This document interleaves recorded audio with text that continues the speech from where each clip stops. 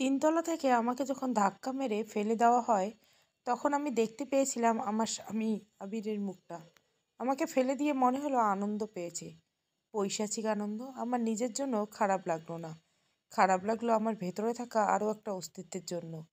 বাচ্চাটা এখনো বেঁচে আছে, একটু পরে হয়তো আমার সাথে বাচ্চাটাও মারা যাবে। আমি নিচে পড়ার আগে চোখ থেকে দুফোঁটা জল গড়িয়ে পড়লো নিচে। আবিরকে ভালোবেসে বিয়ে করেছিলাম, আবিরের জন্য 20 বছরের বাবা মায়ের পবিত্র সম্পর্ক ছিন্ন করে এসেছিলাম।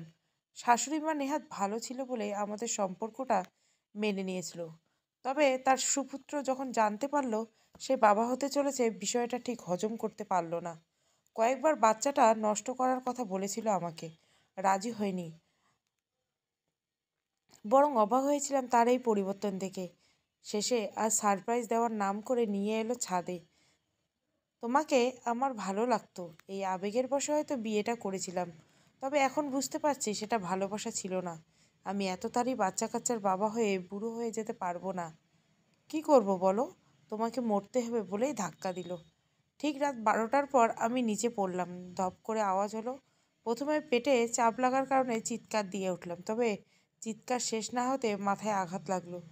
তারপর নিস্তব্ধ চারিদিক, ঠান্ডা বাতাস বইছে, বাতাসে তাজা রক্তগুলো জমাট বাঁধতে শুরু করেছে। রাতের পোকাগুলো জানান দিচ্ছে আমার মৃত্যুবাণী। শেষ একবার আবিরের দেখার বড্ড স্বাদ জাগলো। মাথা ঘুরিয়ে উপরে তাকালাম, আবির তাকিয়ে আছে নিচের দিকে, চোখ দিয়ে পর্যবেক্ষণ করার চেষ্টা করছে আমি বেঁচে আছি কিনা। আমি বেঁচে আছি, বেঁচে ছিলাম, তাও বাঁচতে দেয়নি ওরা। সকাল অবধি আমি ঠিক বেঁচে ছিলাম। সকালের লোক জানিয়ে পুলিশ আসলো, তদন্ত করলো।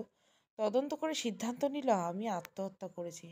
আবির স্যারদের কাছে রিকোয়েস্ট করলো আমার যেন পোস্টমর্টম না হয়। এতে করে অবশ্য আবিরের প্রতি পুলিশের সন্দেহ একেবারে হয়নি। প্রচণ্ড রক্তক্ষরণ হওয়ার এবং সারা রাত বাইরে থাকার কারণে আমার শরীর ঠান্ডা হতে শুরু করলো। তাই এক মুহূর্ত সবাই ভেবেই নিয়েছিল আমি মারা গেছি। দুপুর নাগাদ পুলিশ চলে যায়। সারি সারি লোকজন আসতে থাকে লাশ দেখতে। প্রেগনেন্ট অবস্থায় আত্মহত্যা কেন করেছি সেটা নিয়ে কিছু কিছু মহিলারা হায় আফসোস করে। বাড়ির কাজের লোক বিনি খালা যে কখনোই আমাকে দেখতেও পারেনি, সেও এসে মরা কান্না জুড়ে দিল। আমাকে গোসল করানো হবে, তবে জ্ঞান ফিরল না। মনে মনে বাচ্চার জন্য খুব কষ্ট হলো। আমি যে জীবিত সেটা কাউকে বোঝাতে পারছি না। দাফন কাফন সব হলো, শুধুমাত্র আমি যে বেঁচে আছি সেটা জানা হলো না কারো। আসর বাদে কবর দেওয়া হলো, তখনও জ্ঞান ফিরল না আমার। মাটি চাপা দিয়ে যে যার বাড়ির উদ্দেশ্যে চলে গেল। তখন কবরের পাশে দাঁড়িয়ে একটা বড় দীর্ঘশ্বাস ছাড়ল আবির। হয়তো এতদিনের অভ্যাস একসাথে থাকা, আর আজ আমি কবরে, আবির তার আরাম আয়েশের জীবনে এই জন্য দীর্ঘশ্বাস ছাড়া। আবির চলে যায় বাড়িতে। সেদিন রাত ঠিক 12টায় আমার জ্ঞান ফেরে। মাথা এবং পেটে প্রচণ্ড ব্যথার উপস্থিতি টের পেলাম। হাত পায়ে কিছুটা অংশ ব্যথায় টনটন করছে, হয়তো হাড় ভেঙেছে। পেটে ব্যথার সামনে মাথা ব্যথাটাও হার মানল। পেটে হাত দিয়ে দেখি আপাতমস্তকে সাদা কাপড় মুড়ি দিয়ে আছি আমি। এমনভাবে মোড়ানো হয়েছে যে হাত এদিক ওদিক করতে পারছি না, বুঝতে পারছি না কোথায় আছি। গত রাতের দুর্ঘটনার কথা মনে পড়তে আত্মা কেঁপে উঠল। দুর্ঘটনা বললে ভুল হবে, ইচ্ছাকৃতভাবে ঘটানো ঘটনা। সোজা কথা বলতে গেলে মার্ডার। আমি এখনও মরে যাইনি। চিৎকার দিয়ে শাশুড়ি মাকে ডাকলাম, সাড়া পেলাম না। হয়তো ডাক বাইরে পৌঁছায়নি। পরবর্তীতে দেখলাম আমার নিঃশ্বাস নিতে কষ্ট হচ্ছে, প্রচণ্ড কষ্ট। সবটা দেখে বুঝতে পারলাম আমি স্বাভাবিক কোনো স্থানে নেই। আমি আছি কবরে। মাটির সাথে সাথে গন্ধ এসে ঠেকলো নাকে। মনে মনে প্রার্থনা করলাম এখান থেকে বের হওয়া, তবে প্রার্থনা কবুল হলো না। আমার সাথে কেন আল্লাহ এই অবিচার করলো সেটা বুঝতে পারছি না। পেটের বাচ্চাটার কাছে ক্ষমা চেয়ে নিলাম। এই নিষ্ঠুর পৃথিবীতে না আসার জন্য খুশি হলাম। আবিরের বেইমানির কথা মনে পড়লেই বুক ভেঙে কান্না এলো। কবরের জীবনটা দীর্ঘস্থায়ী হলো না। 45 মিনিটের মাথায় প্রচণ্ড অক্সিজেনের অভাবে শেষ নিঃশ্বাস ত্যাগ করেছি আমি। গলা কাটা মুরগির মতো ছটপট করেছি একটু অক্সিজেন পাওয়ার জন্য। মনে মনে প্রতিজ্ঞা করলাম আমি আসব, নিশ্চয় আসব, প্রত্যেককে নিজের হাতে আত্মহত্যা করাতে। আবিরের বিয়ে আজ। খুব ঘটা করে বিয়ের আয়োজন চলছে। আমার বিয়ে এত ঘটা করে পালন করা হয়নি। শাশুড়িমাকে দেখে বোঝা যাচ্ছে না সে খুব খুশি। ছিপছিপে গড়নের মহিলার সাজগোজ ইচ্ছেটা ছিল বরাবরই বেশি। আজও তার হেরফের হলো না। একদম কোণের মতো সেজেছেন, অথচ তার আদরের বৌমা কয়েকদিন আগে পরপারে পাড়ি দিয়েছে সেটা নিয়ে একদমই মাথা ব্যথা নেই। খুব আয়েশ করে চেয়ারে বসে আছে, গরুর মাংসের ঘ্রাণ ভেসে আসছে বাতাসে। বেঁচে থাকতে খুব প্রিয় ছিল, খেতে মন চাইলে, তবে খাওয়ার জো নাই। আমি বসে আছি সব মেহমানদের সামনে, তবে কেউ আমাকে দেখতে পাচ্ছে না। বিয়েটা কিভাবে ভাঙা যায় সেটা নিয়ে ভাবছি বসে বসে। এখন আপাতত আয়েশ করছি, কিছুক্ষণ পরে খেল দেখানো শুরু হবে। একটা মোটা মহিলা এসে আমি যেই চেয়ারে বসে আছি সেখানেই বসে পড়ল। মা গো, কি শরীর রে বাবা! কষ্ট করে তার নিচ থেকে বের হয়ে পাশে গিয়ে দাঁড়ালাম। শত হলেও আমার বাড়ির অতিথি কিনা। আবির বর্ষার যে পাগুড়ি মাথায় দিয়ে দেখছে তাকে কেমন লাগছে। আমি আবিরের মাথার পাগুড়িটা ফেলে দিলাম। মজা করতে ইচ্ছে করলো কিছুটা, তবে তার প্রতি যে রাগ জমে আছে তাতে এখনই জীবন ওষ্ঠাগত করে দিতে মন চাই না, কিন্তু তা করলাম না। ওকে মারবো তিলে তিলে। প্রতিটা কষ্টের জবাব আবিরকে দিতে হবে। আমার বাচ্চাটাকে পৃথিবীর আলো দেখতে না দেওয়ার যন্ত্রণা ভুগতে হবে ওকে। আমি আয়নায় বড় বড় করে রক্ত দিয়ে লিখে দিলাম, বিয়ে করতে যাচ্ছ, গিয়ে অন্তত হাসির পাত্র হইও না। আমি ফিরে এসেছি। লেখাটা দেখে ভড়কে গেল আবির। এদিক ওদিক তাকিয়ে জিহ্বা দিয়ে ঠোঁট মুছে লেখাটা হৃদয়ে দেখার চেষ্টা করলো। ততক্ষণে লেখাটা মুছে গেছে। নিতান্ত মনের ভুল ভেবে খুশি মনে বিয়ে করতে বেরিয়ে গেল। মনে মনে ভাবলাম, নিজেই যখন খাল কেটে কুমির নিয়ে আসো। আমি গেলাম সেই মেয়েকে বিয়ে করতে যাচ্ছে সেই মেয়ের কাছে। মেয়েটা বড্ড সুন্দরী। যে কোনো মেয়ে এই মেয়ের কাছে হার মেনে যাবে, সেটা হলপ করে বলতে পারি। মেয়েটাকে আগে কোথাও দেখেছি, তবে মনে করতে পারছি না। বিয়েটা ভাঙতে খারাপ লাগছে, কিন্তু কিছু করার নেই। আত্মা হয়ে মন মানসিকতা এত ভালো করার মানে হয় না কোনো। আমাকে আরও কঠিন হতে হবে। মেয়েটার ডায়েরির পাতাগুলো স্বাভাবিকভাবে উল্টিয়ে উল্টিয়ে লিখলাম, বিয়েটা করো না, পস্তাবে। ছাদে এসো, তোমার সাথে কথা আছে। তোমাকে কিছু বলতে চাই বিয়ে সম্পর্কে। এদিক ওদিক তাকিয়ে কাউকে দেখতে পেল না, সোজা ছাদে চলে আসলো। আমি ছাদে হাত পা ছড়িয়ে বসে আছি। ভর দুপুরে এভাবে একজন মহিলাকে বসা দেখে মেয়েটা ভয় পেয়ে যায়। তার থেকে বড় কথা, যাকে সে দেখছে সে তার নিজের মৃত সতীন। আমি স্বাভাবিকভাবেই মেয়েটার দিকে তাকালাম। বুঝতে পেরেছিলাম সে চিৎকার করবে, কিন্তু করলো না। ভয় পেয়ে বোধহয় ভাষা হারিয়ে ফেলেছে। আমি পরিস্থিতি স্বাভাবিক করার চেষ্টা করে বললাম, ভয় পেও না, তোমার ক্ষতি আমি করতে চাই না। তোমার সাথে আমার কোনো শত্রুতা নাই। বিয়েটা করো না, করলে পস্তাবে। মেয়েটা মনে সাহস নিয়ে জবাব দিল, আমি বিয়েটা করব, আপনার যা করার আপনি করে নিতে পারেন, ব্যাস এটাই ওর জীবনে কাল। শেষবারের মতো আমার দিকে তাকাতে বলে এক প্রকার হিপনোটাইজ করে ফেললাম। তবে নিজের মৃত্যু নিজেই একদম উপভোগ করতে পারবে। আমার ইশারায় একটা পুতুলের মতো সামনে আগাতে শুরু করলো। জোর দিয়ে চেষ্টা করছে সামনে না আগানোর, তবে কন্ট্রোল করতে পারছে না। যখন বুঝতে পারলে আর কোনো লাভ নেই, তখন কান্না করতে শুরু করলো। তবে আমার মায়া হলো না। বুদ্ধের মায়া থাকতে নেই, এদের হতে হবে কঠোর প্রকৃতির। ধপ করে দ্বিতীয়বারের মতো আরও একটা শব্দ হলো। একটা শব্দ হয়েছিল আমি মারা যাওয়ার সময়, আর একটা শব্দ হলো এখন, তবে দুটো আলাদা সময়ে। আমি বেঁচে থেকেও মৃত ছিলাম, আর মেয়েটা সরাসরি মৃত। আমি মেয়েটার দিকে তাকিয়ে তৃপ্তির হাসি দিয়ে ভেতরে চলে যেতে লাগলাম। মনে পড়লো মেয়েটাকে আগে কোথাও দেখেছি। অল্পতে সব ভুলে যাওয়া রোগ হয়েছে কি না তাও বুঝতে পারছি না। কে জানে বাপু, ভূতদের হয়তো এমন অদ্ভুত অদ্ভুত রোগ থাকে। বর্ষে যে বসে আছে আবির, কোণে বাড়ি থেকে কল করে বলা হয়েছে বরযাত্রী যেন না যায়, কিন্তু কী কারণে যাবে না সেটা বলেনি। তাই বর্ষ বিয়েবাড়িতে সবাই অস্থির হয়ে আছে। আমি আস্তে ধীরে আবিরের কানে গিয়ে ফিসফিস করে বললাম, বিয়েটা না করেও আমি এসে গেছি। আবির স্বাভাবিকের তুলনায় বেশ ভয় পেয়ে যায়। মারা যাওয়ার পর আমার সুমধুর কণ্ঠস্বর পুরুষালী হয়ে গেছে অনেকটা। আবির চেঁচিয়ে কে কে বলে উঠল। আশেপাশে সবাই তীক্ষ্ণ দৃষ্টিতে আবিরকে দেখছে। কয়েকজন কি হয়েছে বললেও আবির এবার নিজের মনের ভুল ভেবে কাউকে কিছু বলল না। আমি বেশ মজা পেলাম। ঘুরে ঘুরে আমার শাশুড়ি মাকে খুঁজতে লাগলাম। বিয়ে হওয়ার জন্য একবার সেজেছেন, এখন বিয়ে ভেঙে যাওয়ার জন্য আবার একবার সাজছেন। তবে তার সবচেয়ে বেশি আফসোস হলো, মেয়েটা অন্তত সুন্দরী ছিল, ছেলের পছন্দ আছে বলতে হবে। যদি প্রথম বউটা দেখতে এটার থেকেও কম ভালো ছিল, বিয়ে ভেঙেছে তাতে কি? তার ছেলে কম নাকি এমন হাজারটা সুন্দরী মেয়ে ঘরে আনতে পারবে? শাশুড়ি মায়ের প্রতি যেই ভক্তি আর ভালোবাসা ছিল, সেটা মুহূর্তে চূর্ণ বিচূর্ণ হয়ে গেল। হয়তো সব শাশুড়ি মা কিংবা সব বউ মেয়ে হতে পারেন না। হয়তো তিনি আমার মা, কিংবা আমি তার মেয়ে হয়ে উঠতে পারিনি, কিন্তু কম তো চেষ্টা করিনি। আগেও বলেছি, শাশুড়ি মা ভালো লোক ছিলেন। তার এই পরিবর্তনটা আমাকে খুব ভাবাচ্ছে। নিজের মাকে ছেড়ে এসে এই মাকে আপন করে রেখেছিলাম আমি। তার প্রতিদান অন্তত এভাবে পাবো সেটা আশা করিনি। হুড়মুড় করে রুমে প্রবেশ করলো আবির। রুম থেকে শাশুড়ি মা সবাইকে বের করে দিয়ে ব্যস্ত ভঙ্গিতে বলল, মা, তোমার সাথে কথা আছে। শাশুড়ি মা বিরক্ত হয়ে বলল, সর, এখন বলতে হবে না, আইলাইনার দিচ্ছি। এই সময় মহিলা সমাজকে একদম ডিস্টার্ব করা উচিত নয়। মেয়েদের সবচেয়ে ভয়ঙ্কর সময় আইলাইনার দেওয়ার সময়। কথা বলিস না, চুপচাপ।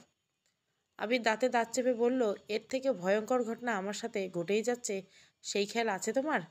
সারা জীবন সাজগোজ ছাড়া চিনলে কি বলো তো তুমি? কথা শোনো, আমার সাথে খারাপ কিছু হয়েছে। ইস্যু ফিরে এসেছে মা। শাশুড়ি মা আইল্যান্ডটা বন্ধ করতে করতে বলল, শোন বাপ, বুঝলাম তোর বিয়ে ভেঙেছে। এই ইস্যুকে কি পাগল হয়ে গেছিস?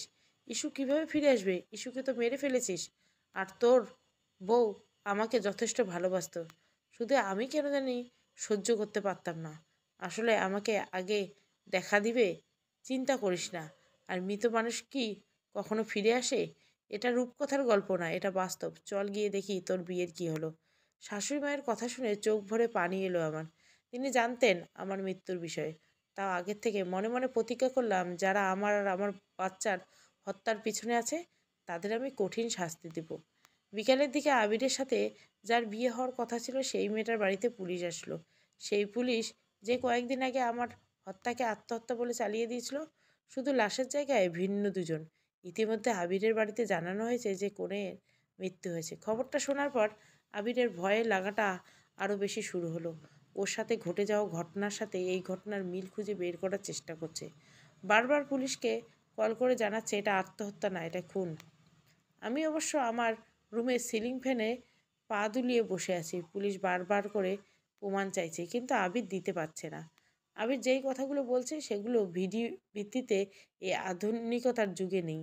তাই পুলিশ পুরো ঘটনাকে আত্মহত্যা বলে চালিয়ে দিয়ে চলে যায়। জীবনের প্রতিটা ক্ষেত্রে তিলে তিলে শেষ করব আমি। একসাথে মেরে ফেললে বেইমানিদের শাস্তি তো কম পড়ে যাবে। আমি গেলাম শাশুড়ি মায়ের কাছে। ওনাকে দেখে বুক ভেঙে কান্না পেল। আমার নিজের বাবা মায়ের কথা মনে পড়ল। আমার মৃত্যুর খবর পেয়ে যদিও তারা এসেছিলেন, আমার লাশের শেষবারের মতো দেখতে দেয়নি। কত বড় বেইমান নিষ্ঠুর হলে মানুষ এগুলো করে। শাশুড়ি মায়ের পায়ের কাছে বসে পা ধরে হু হু করে কান্না করে দিলাম। মহিলাটি মায়ের আসনে বসিয়েছিলাম। কোনো শাস্তি দিতে চাইনি, কিন্তু তিনি তার দাম রাখলেন না। তিনি নাটক করে গিয়েছেন আমার সরলতার সুযোগ নিয়ে। এবার নেক্সট টার্গেট এই মমতাময়ী মহিলা। আমি ফিরে আসলাম আমার প্রাক্তনের রুমে। রুমটা কত ভালোভাবে সাজিয়েছি। প্রতিটা জিনিস এখনও আমার ছোঁয়া, প্রতিটা দেওয়াল, প্রতিটা কোণায় আমার স্মৃতি। এই তো সেদিন বাবু আসবে সেই খুশিতে খেলনাসহ কত জামাকাপড় কিনে এনে রাখলাম। এখন এক কোণে অনাদরে পড়ে আছে সেগুলো। বিছানার দিকে তাকিয়ে দেখলাম আবির ঘুমাচ্ছে। সারাদিনের ক্লান্তি শেষে আমাকে বুকে নিয়ে তো ছেলেটা ঘুমিয়েছে সবসময়। শেষের দিকে হয়তো একটু পরিবর্তন হওয়ার চেষ্টা করেছিল। হয়তো আগের থেকে আমাকে মারার পূর্ণ প্ল্যান করে রাখেছিল এরা। এত বড় বেইমানি করার পরও আবিরকে একবার ছুঁয়ে দেখার লোভটা সামলাতে পারলাম না। তাই এগিয়ে গিয়ে আবিরের মাথার কাছে ছোঁয়ার চেষ্টা করে ব্যর্থ হলাম। এই লোকটাকে আমি এত ভালোবাসতাম, এত বিশ্বাস করতাম, সে নিজের বিশ্বাসঘাতকতা করলো আমার সাথে। সকালে আমার শাশুড়ি উঠে দেখলো তার ডান হাতে একটা আঙ্গুল কাটা। মূলত হাতের তীব্র যন্ত্রণার আভাস পেয়ে জেগে গিয়েছিলেন। হাতের দিকে তাকাতে বেজায় চমকে উঠলেন। আঙ্গুলটা আপাতত আমার হাতে খেলা করছে। খারাপ লাগার পাশাপাশি মজাও লাগছে বেশ।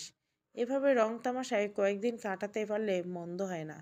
বেঁচে থাকতে যে রং তামাশা করব তাতে তো সব চুলোয় গেছে। যাই হোক, আমার শাশুড়ি মা অসহায়ভাবে তার আঙ্গুলের দিকে তাকিয়ে আছে। খাটের তলায় উকিঝুঁকি মেরে আঙ্গুলের বাকি অংশ খুঁজছে। নিজের গায়ে চিমটি ক্ষেত্রে বোঝার চেষ্টা করলো এটা স্বপ্ন কিনা। যখন সে বুঝতে পারল ব্যাপারটা পুরোটাই সত্যি, তখন শুরু করে দিল মরা কান্না। সারা জীবন মিনমিনিয়ে কথা বলা মানুষটা যে এত জোরে জোরে চিৎকার করে চেঁচামেচি করতে পারে সেটা বুঝতে পারিনি। ভূদেহ কানে প্রচণ্ড বিরক্ত। এক কানে আমার আঙ্গুল, আর এক কানে শাশুড়ি মায়ের আঙ্গুলটা ঢুকিয়ে সিলিং ফ্যানের উপর পা দুলিয়ে বসে আছি। শাশুড়ি মা দৌড়ে তার ছেলের কাছে গেলেন। ছেলেকে ঘুম থেকে টেনে উঠিয়ে দেখানোর চেষ্টা করলো যে তার একটা আঙ্গুল নেই। আবির ঘুমের মধ্যে বিরক্ত হয়ে বলল, যাও তো মা, দেখো না আইলাইনারের মধ্যে আঙ্গুলটা ঢুকিয়ে রেখেছো। আবিরের কথা শেষ না হতে ঠাস করে একটা শব্দ হলো। আমার শান্তশিষ্ট শাশুড়ি মা তার আঙ্গুলের কাটা হাত দিয়ে আবিরের গালে সজোরে থাপ্পড় মারল। মহিলার এলেম আছে বলতে হবে। আবির গালে হাত দিয়ে হয়ে বসে যায়। কোথা থেকে কি হয়ে গেল সেটা মনে করতে পারছে না। তার মা কখনোই তাকে ফুলের টোকাও দেয়নি, আজ তাকে ঘুমের মধ্যে থাপ্পড় মেরে দিল। ব্যাপারটা হজম হচ্ছে না। শাশুড়ি মা তাড়াহুড়ো করে চলে গেলেন ডাক্তারের কাছে। আবির ফোন করলে আসলো। উকি দিয়ে দেখলাম স্ক্রিনে তানিয়া নামটা স্পষ্টভাবে দেখা যাচ্ছে। এই ছেলেটা তলে তলে এত কিছু করতো আমার চোখের আড়ালে। পাক্কা প্লে বয়। তার নাকি এক নারীতে আসক্ত পুরুষ হিসেবে ভালোবেসে এসেছি। ফোনটা হাতে নিয়ে কল রিসিভ করতে কথা বলল আবির। এপাশ থেকে যতটা শুনতে পারা যায় ততটা শুনে বুঝলাম তানিয়া বাইরে থাকে। দেশে আসবে রাতে, এসে বিয়ের কথা পাকা করবে। যার বিয়ের কোনো গতকাল মারা গেছে সে আজকেই বিয়ে ঠিক করলো। মনে মনে আফসোস করলাম গতকালের মেয়েটা শুধু শুধু মারার কারণে। একটা ভূত কেন এত দয়াময়ী হবে? ভূত হয়েছি মানুষকে ভয় দেখানোর জন্য।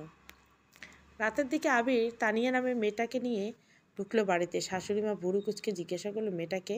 আবির শাশুড়িমাকে জড়িয়ে ধরে বলল, ওমা, কত আগে তো তোমাকে ওর কথা বলেছি। ও বাইরের দেশে থাকে।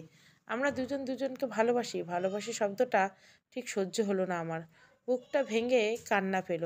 এই ছেলেটা কয়েকদিন আগেই তো আমাকে প্রচণ্ড ভালোবাসতো, যদিও সেই ভালোবাসাটা আমাকে আর আমার বাচ্চাকে মেরে ফেলার সাথে সাথে শেষ হয়ে গেছে। আর এখন বলছে দুজন দুজনকে ভালোবাসে। আবির কি আদৌ জানে ভালোবাসা কি? না এবারও মেয়েটাকে মারবে? মেয়েটাকে দিয়ে আমার শূন্যতা বুঝিয়ে তারপরে আমি আমার বদলা নিব। বুঝবো আসলে ভালোবাসা কি। তানিয়াকে রুম দেখিয়ে দিয়ে ক্লান্ত হয়ে নিজের রুমে বিছানায় গা এলিয়ে দিল আবির। আবিরের মনে হলো রুমে দ্বিতীয় কেউ একজন আছে, তাই এদিক ওদিক দেখে কাউকে দেখতে পেয়ে আবার শুয়ে পড়ল। একটা বাচ্চার বিকট হাসির আওয়াজে আবির উঠে বসলো। আবির বুঝতে পারল হাসিটা তার রুম থেকে আসছে। হাসির উৎস খুঁজতে খুঁজতে এসে পৌঁছে গেল আমি বেঁচে থাকলে বাচ্চার জন্য খেলনা কিনে রেখেছি সেখান থেকে। কান পেতে পর্যবেক্ষণ করার চেষ্টা করলো হাসছে কে। একটি পুতুল থেকে হাসির আওয়াজ আসছে। পুতুলটা হাতে নিয়ে কয়েকবার ঝাঁকি দিয়ে ভাবলো পুতুলের মধ্য দিয়ে হয়তো হাসির ভয়েসটা দেখা দেওয়া যাচ্ছে। তাই পুতুলটা রেখে সামনে এগিয়ে যেতে পেছন থেকে পুতুলটা বলল, আব্বু আব্বু কোথায় যাচ্ছ, আমাকে কোলে নাও। আবির চমকে তাকায়, দেখলো পুতুলটা একা একা দাঁড়িয়ে আছে, মাঝে মাঝে চোখের পলক ফেলছে। আবির ভয়ে এক লাফে বিছানায় গিয়ে হাঁটু মুড়ে বসে পড়ল। পুরো রুম থেকে আওয়াজ আসছে বাচ্চাটা আব্বুর ডাকে। আমি একটু বেশি জোরে হেসে আবিরের কানের কাছে গিয়ে বললাম, কি ব্যাপার, ভয় পাচ্ছ যে? তোমারই তো বাচ্চা, যাও কোলে নাও। আমার তো কটা দিন, তারপর তুমি আসবে আমাদের কাছে। আবির ভয় পেয়ে কেকে করে চিৎকার করছে। শাশুড়ি মা আবিরের চিৎকার শুনে দৌড়ে আসলো রুমে। শাশুড়ি মাকে জড়িয়ে ধরে আবির বলতে লাগলো পুরো ঘটনা। কিন্তু শাশুড়ি মা দেখলো পুরো রুম একদম ফাঁকা আছে, কোথাও কোনো পুতুল নেই। পুতুল খেলনা জায়গায় আছে। শাশুড়ি মা চাইলেন পুতুল সহ বাকি জিনিসগুলো ফেলে দিতে। কী ভেবে আবির বলল, থাক ফেলে দিও না, ইস্যুর স্মৃতি, বলে রুম থেকে বের হয়ে যায়। আমি আদৌ ওর মনের কোথায় আছি কিনা এই বিষয়ে সন্দেহ ক্লিয়ার হলো। হয়তো আমি মারা যাওয়ার পরে বুঝতে পারবে নিজের সেটা। আগে বুঝলে হয়তো আমি সহ আমার বাচ্চাটা এই পৃথিবীতে হেসে খেলে থাকতে পারত। এক আকাশ পরিমাণ দীর্ঘশ্বাস নিয়ে ব্যালকনিতে গিয়ে দাঁড়ালাম। আবিরের কথা খুব করে মনে পড়ছে। এই তো এই ব্যালকনিতে বসে দুজন দুজনকে কত প্রতিশ্রুতি দিয়েছি, আজ তার কিছুই নেই। যেই মানুষটাকে প্রতিশ্রুতি দিয়েছি সেই মানুষটাই আজ নেই। আমার শূন্যতা আদৌ আবির বুঝবে কি না সেটা জানি না। শুধুমাত্র আবেগের বশে আমাকে বিয়ে করেছিল, আর কি কিছুই ছিল না। এত প্রেম, কতদিনের সংসার, কিছুই মনে ছিল না ওর। আজ এই মানুষটার পাশে অন্য একজনকে দেখতে খুব কষ্ট হচ্ছে। তানিয়াকে দেখতে গেলাম, মেয়েটা ঘুমাচ্ছে। আমার সংসার ভাবার পিছনে এর বিরাট ভূমিকা আছে। আগের থেকে আবিরের সাথে প্রেমের সম্পর্ক ছিল, আমি জানতেও পারিনি। কে কাজে আর কত মেয়ের সাথে সম্পর্ক রয়েছে এই ছেলের। আবির দুই একদিন ডিপ্রেশন কাটানোর জন্য তাড়াহুড়ো করে বিয়ের আয়োজন করা হলো। এবার আর কোনো বাধার সৃষ্টি করলাম না, নীরবে দেখে যেতে লাগলাম বিয়েটা। গায়ে হলুদের রাতে আবিরের গালে সবার অলক্ষ্যে একটু হলুদ লাগিয়ে দিয়েছি। সবার অলক্ষ্যে বললে ভুল হবে, প্রকাশ্যে, তবে কেউ আমাকে দেখতে পারেনি।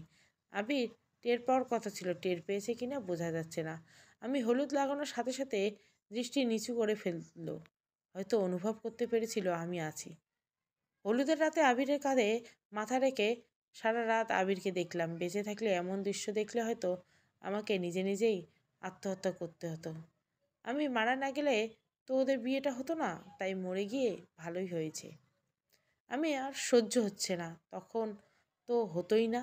সারা রাত আবিরের সাথে থাকার পর সকালে সকাল বিয়ের আয়োজন দেখতে লাগলাম ঘুরে ঘুরে। দুদিন আগে যে বিয়ে হওয়ার কথা ছিল, তখনও বাড়ির সাজের উপরে আর একটু সাজানো হয়েছে। আবিরকে দেখে মনে হচ্ছে সে খুব খুশি। আমার শাশুড়ি মা সবার কাছে ঘুরে ঘুরে বলছে সাজিয়ে দেওয়ার জন্য। তার এক আঙ্গুল কাটার জন্য সাজতে অসুবিধা হচ্ছে। বেচারির জন্য মায়া হলো, কিন্তু কেমন বোকা! কাটা আঙ্গুলটা কোথায় গেল, কে টেনে নিচ্ছে সেই খোঁজ একবারও করলো না। আমার মৃত্যুর যেই বিনি খালা মরা কান্না জুড়ে দিয়েছে, সেই বিনি খালা পান খাচ্ছে আর পানের পিক ফেলছে ঘন ঘন। কিছুক্ষণ পর পর আমার নামে বদনাম করছে বাড়ির আসা মেহমানদের কাছ থেকে। সে আমার মৃত্যু নিয়ে এমন বর্ণনা দিয়েছে যে নিজে আমাকে আত্মহত্যা করতে দেখেছে। তার বক্তব্য এমন ছিল, জানেন আফা, আমি দেখেছিলাম ওই দিন ইস্যু ভাবি কেমনে মরছে। মাগো মা, কইরা কইলাম, আফা মইরেন না মইরেন না। ক্যাডা শুনে কার কথা আমার দিকে এমন তাকাইলো আফা, মনে হয় হ্যানি আমারে কাল্লা ছিঁড়ে খাইয়ে ফেলবে। এমনিতে তো বাইচে থাকতে কি যন্ত্রণা দিছে গো আপা। খালার কথা শুনে আমার চোখ ভরে পানি এলো। গত 23 বছর ধরে এই বাড়িতে তিনি কাজ করার জন্য তার সাথে উচ্চস্বরে কথা বলিনি, অথচ তিনি একজন বাড়ির সদস্য হিসেবে খারাপ আচরণ করতো আমার সাথে। এভাবে আমার মৃত্যুকে আমার নিজের করা আত্মহত্যা বলে চালিয়ে দিল। বিনি খালাকে এক নিমিষে মেরে ফেলার ইচ্ছে হলো, কিন্তু কাজটা করলাম না। তার বলা কাহিনী, তাকে আমি মারব। অনেকটা সহ্য করে হয়ে গেছে। রাতে বিনি খালাকে আবিরের রূপ নিয়ে ছাদে বললাম ছাদে যেতে। কথা মতো ছাদে চলে আসতেই আমাকে ছাদের কার্নিশে দাঁড়িয়ে থাকতে দেখলো খালা। গুটি গুটি পায়ে সামনে এগিয়ে জিজ্ঞাসা করলো, ওখানে কে? পড়ে যাইবেন তো, নামেন এমনি। আমি ঘাড় ঘুরিয়ে বিনি খালার দিকে তাকাতে চমকে উঠলেন তিনি। পেছনে দৌড় দিতে হুমড়ি খেয়ে পড়ল নিচে। আমি আস্তে আস্তে একটা পা ধরে টেনে টেনে দাঁড় করালাম ছাদের কার্নিশে। ভয়ে থরথর করে কাঁপছে খালা।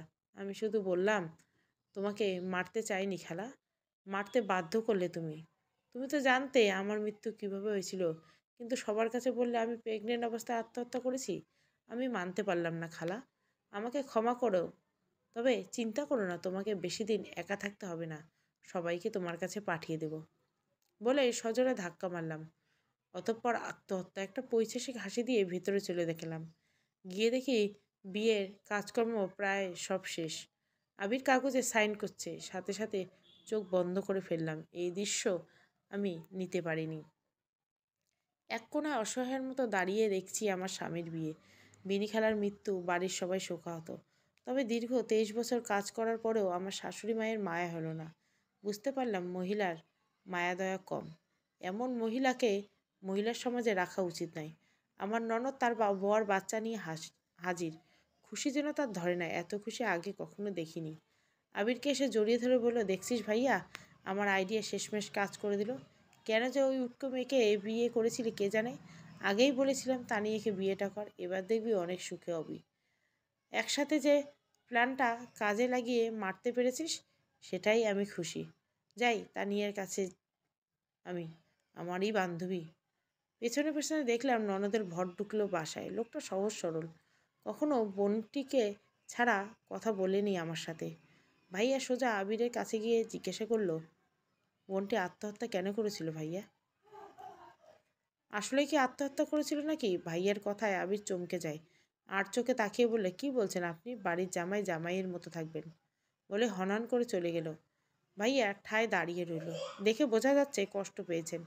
এটা নতুন কিছু না, বরাবর এই বাড়িতে চলে আসছেন। তবে আমি কখনোই খারাপ ব্যবহার করার কারণে কখনো আমার প্রতি বোনের স্নেহটা কমেনি। আমার মৃত্যুতে মন ক্ষুণ্ণ হয়েছে বেশ বুঝতে পারলাম। ভাইয়া রুমে চলে গেল, তার পিছনে দুটো ছেলে। এতক্ষণ কার্যকলাপে এটা বুঝতে পেরেছি, আমার আগে থেকে তানিয়ার সাথে আবিরের সম্পর্ক ছিল, এটা আমার ননদ জানতো। আমার ননদের বান্ধবী কিনা, তাই হয়তো একটু বেশিই খুশি। আর এই জন্য এরা আমাকে মারার প্ল্যান করলো। কিন্তু আমি যখন ভালোবাসতাম সবাইকে, সবাই কেন আমাকে মেনে নিতে পারেনি? আমার বাচ্চাই বা কী দোষ করেছিল? মনে মনে প্রতিজ্ঞা করলাম ননদকে আমি এই দফায় শেষ করব।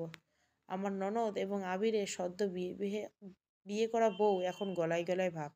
এই তো ছবি তুললো, ফেসবুকে আপলোড করলো। ভাইয়া এক কোনায় ভাবুক দৃষ্টিতে তাকিয়ে আছে। ক্লান্তির ছাপটা স্পষ্ট বোঝা যাচ্ছে। তানিয়াকে বাসর ঘরে নেওয়া হলো, চারিদিকে হই হুল্লোড়। এই বিয়ে বাড়ির আনন্দে চাপায় চাপায় পড়ে আছে আমার কিংবা বিনি খেলার মৃত্যুর কাহিনী। বিনি খালাকে গ্রামের বাড়ি পাঠিয়ে দেওয়া হয়েছে। বলা হয়েছে বিয়ের কাজকর্ম করতে গিয়ে ছাদ থেকে পড়ে মারা গেছে। কিন্তু আমি চেয়েছি মৃত্যুটা আত্মহত্যা হিসেবে চালিয়ে দিতে। যাক, ব্যাপার। নেক্সট, রাতের ঘরে সাজানো হলো নতুনভাবে। আমার প্রিয় ঘরটা। আমি খাটের এক কোণায় বসে আছি। রাত তখন 12টা ছুঁইছি। তখন আবির আর তানিয়া এক রুমে দেওয়া হলো। আবির কেমন যেন উৎসাহ দেখতে পেলাম না। ছেলেটাকে আমার জায়গায় অন্য কাউকে দেখে মিস করছে আমাকে। আবির কোনো কথা না বলে ওয়াশরুমে ঢুকে চেঞ্জ করে একপাশ হয়ে ঘুমিয়ে পড়ল। তানিয়া অদ্ভুতভাবে অবাক হয়ে তাকিয়ে আছে আবিরের দিকে। এমনটা হবে সেটা বুঝতে পারেনি। এক প্রকার রাগ করে তানিয়াও অন্য পাশে শুয়ে পড়ল। কিছুক্ষণ পর আমি তানিয়ার ফোন থেকে ননদকে মেসেজ দিলাম ছাদে যাওয়ার জন্য, আবিরের বিষয়ে কথা আছে এই বলে। অন্যদিকে ননদের ফোন থেকে তানিয়াকে মেসেজ দিলাম সেম কথা বলতে। তারপর দুজনকে রুম থেকে বেরিয়ে ছাদের উদ্দেশ্যে রওনা দিলাম। তানিয়া বের হতে আবির জেগে গেল, পিছু নিল তানিয়ার। ছাদে দাঁড়িয়ে আছে দুজন, তানিয়া আর আমার ননদ। আমিও অবশ্য ননদের পাশেই দাঁড়ানো। শেষবারের মতো পিছন থেকে জড়িয়ে ধরে বোন হিসাবে চুমু দিলাম। তারপর তানিয়ার হাতটা নিয়ে সজোরে আঘাত করলাম ননদের শরীরে। দূরে দাঁড়িয়ে তাকিয়ে আছে আবির। সামনে আগাতে কিংবা চিৎকার করতে চাইছে কিন্তু পাচ্ছে না। কিছুক্ষণ জন্য চুপ করিয়ে দিয়েছি। নিজের চোখের সামনে বউ বাচ্চার মৃত্যু দেখলো, এখন বোনটারও দেখা উচিত। অতঃপর আরও একটা শব্দ, মার্ডার নাকি আত্মহত্যা। পরের দিন পুরো বাড়িতে আহাজারি। বাড়ির মেয়ে মারা গেছে, ভাইয়াকে বিসর্জন লাগছে। তিনি শুধু আফসোস করছেন তার ছোট ছোট দুটো ছেলের জন্য। এবার পুলিশ আসলো, তবে একই ছাদ থেকে পরপর 3জন মানুষের মৃত্যু কোনো অস্বাভাবিক ঘটনা হতে পারে না। তাই পুলিশ জোর তদন্ত চলছে এই মৃত্যুর পেছনে আসল রহস্য জানতে। আমি হাসলাম তাচ্ছিল্যের হাসি। ছাদে এক কোণে বসে আছে ভাইয়া। চোখ থেকে দুফোঁটা পানি গড়িয়ে পড়ল ছাদের উপরে। রোদের প্রচণ্ড তাপের সাথে সাথে হাওয়ায় মিলিয়ে গেল পানি। আমি গিয়ে পাশে দাঁড়িয়েছে। আমাকে উদ্দেশ্য করে তিনি বললেন, কেন মারলে তোমার আপুকে বোনটি? আমি অবাক হলাম, প্রচণ্ড অবাক হলাম। ভাইয়া বুঝলো কিভাবে আমি ফিরে এসেছি, নাকি আমাকে দেখতে পাচ্ছেন উনি? আমি কাতর সুরে বললাম, আপনি আমাকে দেখতে পাচ্ছেন ভাইয়া? ভাইয়া একইভাবে তাকিয়ে বলল, না, তবে তুমি আসার সময় একটা বাতাস আসলো, ভাবলাম তুমি আসছো। তবে তুমি ফিরবে সেটা আমি জানতাম। পাপের শাস্তি দিতে তো তোমাকে ফিরতে হতো, তাই না? আমি জানতাম তোমার আপু এর পিছনে আছে, কিন্তু বাচ্চা দুটোর কথা ভেবে যদি ক্ষমা করে দিতে। আমি দীর্ঘশ্বাস ছেড়ে বললাম, ক্ষমা করার জন্য তো আমি আসিনি ভাইয়া। ক্ষমা করার হলে তো আমি মারা যাওয়ার পরপরই ক্ষমা করতাম। আপনার বাচ্চা দুটো আমার বাচ্চার মতোই। আমি কোলে নিয়েছি, ঘুম পাড়িয়েছি, তবে আমার কি মা হওয়ার ইচ্ছে ছিল না? আমি তো আপুর বাচ্চাদের কখনো আলাদা দেখিনি ভাইয়া। তাহলে তারা কেন আমার বাচ্চাকে পৃথিবীতে আসতে দিল না? কতটা কষ্ট পেয়ে আমি মারা গেছি জানেন? কবরের মধ্যেও জীবিত ছিলাম। আমার বাচ্চাটা না যেন কষ্ট সহ্য করত।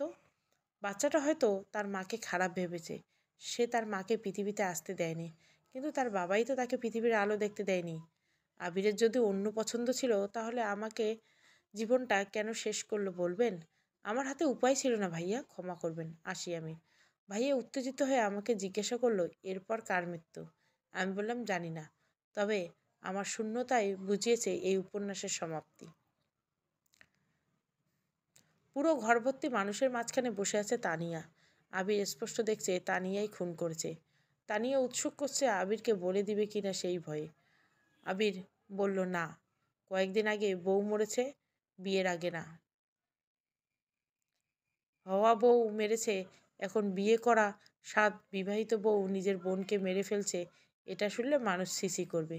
পরিবারের মান সম্মানের কথা ভেবে বিষয়টা প্রকাশ করলো না আবির।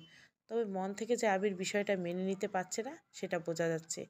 সারাদিন আমার ননদের দাফন কাফনের কাজ চলল। আমার জগতে আমার ননদকে সাদর গ্রহণ করলাম। তারপর চলে গেলাম নেক্সট টার্গেট। এবার আমার শাশুড়ির সময় এসে গেছে। বাড়ির সবাই 2 দিন শাস্তি দিলেও আবিরকে দিলাম না। প্রতিটা মুহূর্তে আবিরকে উপলব্ধি করালাম আসলে আমি কি ছিলাম ওর জীবনে। রাতে আবির ছাদে বসে আছে, চাইলে এখনই ফেলে দিয়ে এই কাহিনী শেষ করতে পারতাম, কিন্তু করলাম না। আমি নিঃশব্দে পাশে গিয়ে বসলাম, আবিরের কাঁধে হাত রেখে ডাক দিলাম। আবির চমকে এদিক ওদিক তাকালো, আমাকে দেখতে পেয়ে আরও অবাক হলো। থতমত খেতে জিজ্ঞাসা করলো, তুমি কখন, কিভাবে বেঁচে আছো তুমি? আমি জবাব দিলাম, নিজের হাতে তো জ্যান্ত সমাহিত করে আছো, তাও বলছো বেঁচে আছি কি না? তুমি বুঝতে পেরেছিলে আমি মারা যাইনি, তাই না? তাই তো সমাহিত করার পরেও দাঁড়িয়েছিলি কিছুক্ষণ। কোনো কিছু আমার অজানা নয় আবির। আবির কিছুক্ষণ চুপ থেকে বলল, তুমি ফিরে এসো ইস্যু। আমি তোমার শূন্যতা অনুভব করেছি, এটাই মনে হয় ভালোবাসি। আমি সত্যি পারবো না তোমাকে ছাড়া থাকতে। আমি ভুল করেছি, তুমি ফিরে এসো। আমি মনকে শক্ত রেখে বললাম, কিছু করার নেই আবির। সেদিন আমাকে না মারলে আজ আমি, আমার বাচ্চা, তুমি একসাথে থাকতে পারতাম। কেন ঠকালে তুমি? আমি কোন দিক থেকে তোমাকে অপূর্ণ রেখেছি? তোমার জন্য আমি আমার বাবা মাকে ছেড়ে এসেছি।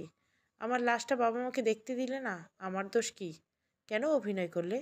তুমি না পারলে ভালোবাসতে, না পারলে ভালোবাসার মূল্য দিতে। আমি আর ফিরতে পারবো না আবির। আবির কান্না করে দিল। আমার হাতটা ধরে বলল, আমি এসব চাই না। আমি শুধু তোমার সাথে ফিরে ফিরে আসো। আমি এটাই চাই শুধু, আর কিছু না। আমি হাতটা ছাড়িয়ে অদৃশ্য হয়ে গেলাম। আবিরের সামনে আমি ইমোশনাল হয়ে যাব। ওর প্রতি মায়া কাজ করলে আমি ওর ক্ষতি করতে পারবো না। যতটা দ্রুত সম্ভব আমার প্রতিশোধ নিতে হবে। পরদিন শাশুড়ি মা তানিয়াকে বললে রান্না করতে। তানিয়া সাপ সাপ জানিয়ে দিল, আমাকে কাজের লোক পেয়েছেন? আমি রান্না করতে পারবো না। আমি ইস্যু নই যে আমি রাঁধুনি হয়ে ঘরে বসে থাকবো। আমি একজন শিক্ষিত মেয়ে, নিজে রান্না করে খান। শাশুড়ি মা দুঃখ পেলেন। পার্লার থেকে ঘষা মাজা করা হাতগুলো আগুনের তাপে পুড়িয়ে রান্না করে তানিয়ার ঘরে দিয়ে আসলেন। বুঝতে পারলেন আমার শূন্যতা। আবিরকে পুরো ঘটনা বলার পর আবিরের মন খারাপ করে বলল, মা, তোমাকে একটা কথা বলা হয়নি আমার। আপুকে তানিয়া খুন করেছে। মান সম্মানের কথা ভেবে কিছু বলিনি। আপুকে মেরে দিল তানিয়া মা। ও আমাকে ঠগালো। আমি তো ভেবেছিলাম ভালোবেসেছিলাম তানিয়াকে। ও বুঝলো না মা। শাশুড়ি মা কান্না জুড়ে দিয়ে বলল, ঠকালেই তো ঠকতে হবে বাপ। তবে আমার মেয়েকে যে মেরেছে, আমি তাকে নিজে হাতে খুন করব একইভাবে। বিকেলে তানিয়া ছাদে একই জায়গায় নিয়ে গেলেন শাশুড়ি মাকে। ব্যক্তিগত কথা আছে এই বলে নিয়ে গেল ছাদে। আমি খুশি মনে বসে বসে দেখছি। চোখের পলকে ধপ করে আবার শক্ত হলো। আমি অট্টহাসি দিলাম, পৈশাচিক আনন্দ হচ্ছে। কে করেছে খুন? আদৌ কি খুন, নাকি আত্মহত্যা? তানিয়ার চিৎকার শুনে আবির দৌড়ে বের হলো। মুখে মুচকে হাসি ফুটলো তানিয়ার লাশ থেকে। আমিও হাসলাম। আমার জায়গায় আমারই থাকবে, অন্য কাউকে আসতে দিব না আমি। শাশুড়ি মাকে মারতে আমার মন চাইল না, কিন্তু তিনি আমার মৃত্যুকে আত্মহত্যা বলে চালিয়ে দিয়েছিলেন, তাই তাকে মরতে হবে। তবে মরার আগে তার সাথে একবার দেখা করা উচিত আমার। শাশুড়ি মায়ের মন ভারাক্রান্ত। আমি গিয়ে পাশেই বসে যেই আগের মতো করলাম, মা আমি সাজিয়ে দেই। শাশুড়ি মা চমকে তাকালেন, ভেবেছিলে ভুল শুনছে। তবে পাশে আমাকে দেখতে থাকতে দেখে ভয় পেল। ভয় পেয়ে এক প্রকার জড়িয়ে ধরে কান্না করে দিল। আমি শাশুড়ি মাকে সান্ত্বনা দিয়ে বললাম, কাঁদছেন কেন মা? আপনার তো মেয়ে নই আমি, বউ ছিলাম। তাই আমার জন্য কান্নাকাটি করা নিতান্ত বোকামি। তবে শুধু একটা ভুলের জন্য আমার পরিবার শেষ হয়ে গেল মা। আপনি মেয়েকে হারালেন, নিজেকেও হারাবেন, নিজের ছেলেকেও হারাবেন। কি অদ্ভুত ব্যাপার, তাই না? আমাকে আপনাদের থেকে দূরে রাখতে মেরে দিলেন, আর আমি আপনাদের নিজের কাছেই নিয়ে আসছি। এবার আমার সুখে সংসার করতে পারবো, কি বলেন? নিজের মৃত্যুর কথা শুনিয়ে হাঁপিয়ে উঠলেন শাশুড়ি মা। আমাকে ধরে বললেন, তুমি ফিরে এসো। আমি ভুল বুঝতে পেরেছি মা, তুমি ফিরে এসো। বুঝেছি মৃত্যু কতটা ভয়ঙ্কর। আমি উঠে হাঁটতে হাঁটতে বললাম, সময় বা সুযোগ কোনোটাই নেই মা। তবে একটা কথা জেনে রাখুন, আপনি আমার মা সবসময় ছিলেন। আপনার সময় চলে এসেছে মা, রাত অবধি সময় দিলাম। নিজের মৃত্যুর স্বাদ নিজে নেবেন, নাকি আমাকে আসতে হবে? আসছি আমি মা, তৈরি থাকুন। তানিয়ার মৃত্যুর খবরটা চাপা পড়ে গেল পুরোটা। কেউ জানতেই পারল না। আমার শাশুড়ি মা পুরোটা বিকাল থম মেরে বসেছিল। ঘরে যত সাজগোজ জিনিসপত্র ছিল সব ভেঙে ফেলেছে। তার জীবনে এগুলি আর কোনো মূল্য নেই, সেটা বুঝতে পেরেছে। আস্তে আস্তে ধীরে আমার ঘরে গিয়ে আমার জিনিসপত্র হাত বুলালো। আমার জামা কাপড় ধরে অঝরে কান্না করলো। তার হুট করে এমন পরিবর্তন দেখে আবির অবাক হলো। শাশুড়ি মাকে জিজ্ঞাসা করতে তিনি ভয়ে ভয়ে বললেন, মৃত্যু অনেক কষ্টে, তাই না বাপ? যেটা যদি হয় অপঘাতে, আমি পারবো তো সহ্য করতে? ও তো আমাকে ছাড়বে না রে। যেটা ওর সাথে আমরা করেছি সেটা আমাদের প্রাপ্য। তৈরি হ বাবা, আমাকে বিদায় দাও। আবির পাগলের মতো শাশুড়ি মাকে জড়িয়ে ধরল। ছোটবেলায় বাবা মারা যাওয়ার পরেই মাই তাকে বড় করেছে, আগলে রেখেছে সব কিছু দিয়ে। মায়ের মৃত্যু এভাবে মেনে নিতে পারছে না। আমিও আমার বাচ্চার মৃত্যুটা মেনে নিতে পারছি না। কিছু করার নেই, যার যেটা প্রাপ্য সেটা সে পাবেই। রাতে শাশুড়ি মা ছাদে গিয়ে নিজে আহ্বান জানালো আমাকে। আমি আসলাম। আমাকে বলা হলো আমি যেন আমার শাশুড়ি মাকে না মারি। শেষবারের মতো প্রাণ ভিক্ষা চাইল শাশুড়ি। আমি ঠায় হয়ে দাঁড়িয়ে রইলাম। আমাকে দাঁড়িয়ে থাকতে দেখে শাশুড়ি মা নিজের চোখ মুছে বলল, আচ্ছা ঠিক আছে, তুমি তোমার কাজ করো বৌমা। আমার মুখে শাশুড়ি মা নিজের হাত ছুঁয়ে কার্নিশ ঘেঁষে দাঁড়ালো। ইতিমধ্যে আবির চলে এসেছে ছাদে। ওর মাকে এভাবে দাঁড়িয়ে থাকতে দেখে প্রাণ চলে যাওয়ার উপক্রম হলো আবির। দৌড়ে মাকে ধরতে আসার আগে আমি এক চিৎকার দিয়ে শাশুড়ি মাকে সজোরে ধাক্কা দিলাম। চোখ থেকে গড়িয়ে পড়ল উষ্ণ পানির ফোঁটা। আবির ছাদে হাঁটু গেড়ে বসে কাঁদতে লাগলো। এক প্রকার ঘৃণার চোখে আমার দিকে তাকিয়ে বলল, তোমাকে আমি আসলে মেরে ভুল করিনি ইস্যু। তোমার জন্য আমার পুরো পরিবার শেষ, সুখ শান্তি সব শেষ। তুমি একটা খারাপ মেয়ে। তোমার মৃত্যু তোমার প্রাপ্য ছিল, আর তুমি সেই জেদ ধরে সবাইকে মেরে ফেলছো। আমার জীবনে সব থেকে বড় তোমাকে বিয়ে করা। আমি অট্টহাসি দিয়ে বললাম, সারা জীবন শুনলাম নারী ছলনাময়ী, অথচ আজ দেখো তুমি গিরগিটির মতো রং বদলাতে। এই তো গত পরশু তুমি কেঁদে কেঁদে অনুরোধ করেছিলে যেন আমি ফিরে আসি, করনি। আজ দেখো তুমি নিজেই বলছো আমাকে বিয়ে করাই সব থেকে বড় ভুল। আমি তোমার পরিবার নষ্ট করছি, কিন্তু এর পিছনে তুমি কিংবা তোমার পরিবারের দায়ী ছিল। তোমার আমার বাচ্চা পৃথিবীতে আসতে দাওনি, আমাকে জীবিত সমাহিত করলে। পেট এবং মাথার যন্ত্রণা ছটফট করেছি। সবশেষ একটু অক্সিজেন, সে কি নিদারুণ কষ্ট, সেটা তোমাকে ফিল করাতেই হবে আবির। এই জন্য তুমি তোমাকে দায়ী করতে পারো, আমাকে তো একদমই না। পরশু তোমার আবেগী কথা শুনে মাপ করে দিলেও তুমি শুধরাতে না। কথায় আছে না, কুকুরের লেজ কখনো সোজা হয় না। আবির প্রচণ্ড জেদ নিয়ে বলল, পৃথিবীতে সব কিছুর শেষ, আমিও তোমাকে শেষ করেই ছাড়বো। তারপর পৃথিবীতে মাথা উঁচু করে বেঁচে থাকবো, দেখি কে আটকায়। আমি জবাব দিলাম, তোমার অবাস্তব স্বপ্নের জন্য শুভ কামনা রইল। আবিরও প্রচণ্ড জেদ নিয়ে বলল, তার আবির ছুটে গেল পুলিশ স্টেশনে বোকা ছেলের মতো। একটা আত্মাকে ধরার জন্য পুলিশ কে খুন করেছে এদের, কাকে অ্যারেস্ট করবে, সে আজীবন বোকাই রয়ে গেল। আবির ছুটতে ছুটতে ঘাম জড়িয়ে ধপ করে চেয়ারে বসে পড়ল। আবিরকে জিজ্ঞাসা করা হলো কিসের জন্য পুলিশ স্টেশনে গিয়েছে সে। আবির এক গ্লাস পানি ঢকঢক করে ঢেলে বলল, আসলে স্যার আপনাকে বললে আপনি বিশ্বাস করবেন না স্যার। বললেন, বিশ্বাস করা না করা আমার ব্যাপার, আপনি বলুন কি বলবেন। আবির বলতে শুরু করলো, আমার আসলে স্যার আমার ওয়াইফ, সে আত্মহত্যা করলো, সে ফিরে এসেছে। বলতে পারেন একটা আত্মহত্যা। তারপর যতগুলো মানুষ মারা গেছে আমার বাড়ির, ওই নিজেই মেরেছে। তবে নাম দিয়েছে আত্মহত্যা। এখনও আমাকে মারতে চাইছে। আপনি ওকে অ্যারেস্ট করুন। আপনি বিশ্বাস করছেন তো স্যার? অফিসার আয়েশ করে বসে বলল, আপনার মাথা ঠিক আছে মিস্টার আবির? আমি এটা বুঝলাম না, আপনার পরিবার সবাই আত্মহত্যা কেন করছে? খুন যে করেছে তার কোনো প্রমাণ আছে আপনার কাছে? বর্তমানে এসে যদি আপনি অবাস্তব ভিত্তিহীন কথা বলেন, তাহলে সেটা কেউ মেনে নিবে বলুন? আমার তো মনে হচ্ছে খুনগুলো আপনি করেছেন, কারণ আপনার ওয়াইফের মৃত্যুটা যে খুন ছিল সেটা আমি জানি। আমার মুখ বন্ধ রাখার জন্য পরিমাণে টাকা দিয়েছিল। আপনি এক কাজ করুন, বাড়িতে গিয়ে মাথা ঠান্ডা করে ঘুমান। না হলে তদন্তের শেষে আপনি নিজেই অ্যারেস্ট হবেন। কথাটা বলার সাথে সাথে টেবিলে থাকা কাঁচি দিয়ে অফিসারের ঠোঁট বরাবর এক টান মারলাম।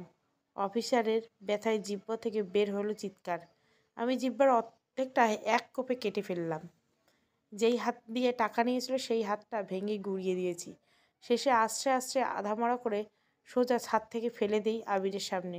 প্রচণ্ড ক্রোধে চিৎকার করে বললাম, আবির, তুমি যতই চেষ্টা করো আমার থেকে তুমি ছাড়া পাবে না। এভাবে কষ্ট পেয়ে মরতে চাও নিশ্চয়? তাহলে সহজ পথ বেছে নাও। যে যে এই অন্যায় আমার সাথে করেছো, কাউকে ছাড়ি নেই আমি। আমার খুনকে আত্মহত্যা বলে চালিয়ে দিয়েছো। দোষটা কি করেছে আমি? খুন হয়েছে আমি, বাচ্চা হারিয়েছি আমি। আবার সেই আমি সারা জীবন সব মানুষের কাছে আত্মহত্যা করা একটা খারাপ মেয়ে হয়ে থাকবো? কেন? আমার দোষটা কি বলো? বলে হু হু করে কান্না করে দিলাম। আবির মাথা নিচু করে বসে আছে। হয়তো নিজের ভুল বুঝতে পেরে, না হয় ভয়ে। ধীরে ধীরে পুলিশ স্টেশন থেকে বেরিয়ে বাড়িতে চলে আসলো। বাড়িতে থমথমে ভাব, পরিবারে কেউই বেঁচে নেই। বাড়িটাকে এভাবে দেখতেও আমার ভালো লাগছে না, কিন্তু কিছু করার নেই, সবাইকে মরতে হবে। আবির খাতা কলম নিয়ে এসে বসে গেল, নিজের ইচ্ছা মতো লিখল। আমার প্রথম স্ত্রী ইশরাতের মৃত্যু হয়েছিল ছাদ থেকে পড়ে। সবাই ভেবেছিল এটা আত্মহত্যা, তবে সেটা আসলে আমি নিজেই খুন করেছিলাম। অতিরিক্ত মোহে আমি অন্ধ হয়ে গেছিলাম যে নিজের অনাগত বাচ্চাকে ঘৃণা করতে শুরু করলাম। সহ্য করতে পারলাম না, এত তাড়াতাড়ি সংসারের ভার কাঁধে নিয়ে বুড়োর মতো বিরক্তিময় জীবন আমি চাইনি। ইশরাতকে বলেছিলাম বাচ্চাটা নষ্ট করতে, করেনি। তাই সেই জেদে দুজনকে মেরে ফেলেছি। তবে ইশরাত ফিরে এসেছে, পরিবারের সবাইকে এক এক করে নিজের কাছে নিয়েছে। আমারও সময় এসেছে, তবে এটা খুন হবে না, এটা হবে আত্মহত্যা। কাগজ কলমের চাপায় রেখে সোজা ধীর ধীর পায়ে উঠে গেল ছাদে। একই জায়গায় মানুষটা ভিন্ন। আজ উপলব্ধি করতে পারছে আসন্ন মৃত্যু কতটা ভয়াবহ, কতটা অন্যায় করেছে আমার সাথে। চিৎকার করে বলল, ইস্যু, আমাকে মাফ করে দাও, আমি অন্যায় করেছি। তারপর ধপ করে শেষবারের মতো শব্দ হলো। আমার চোখ ভিজে এলো। প্রচণ্ড চাপা কষ্ট এবং আনন্দের আবেশে চোখ বন্ধ করে পৃথিবী থেকে বিদায় নিলাম। এটাই চেয়েছিলাম আমি, সারা জীবন পৃথিবীকে জানাতে আমি খারাপ মানুষ, আমি আত্মহত্যা করি নেই। এর সাথে শেষ করলাম মরণ খেলার এক উপন্যাস। কোনো মানুষের অন্যায়কে কোনো কিছু মেনে নেওয়া উচিত নয়। অন্যায় হলে প্রতিবাদ করা উচিত, না হলে এমন কিছু ঘটবে। গল্পটা বাস্তব না হলে, কিংবা বাস্তবে এমনটা না ঘটলে, ক্ষতি ছাড়া উপকার কিন্তু হবে না। সমাপ্ত। গল্পটা ভালো লাগলে অবশ্যই লাইক, শেয়ার এবং সাবস্ক্রাইব করবেন। Thank you for watching.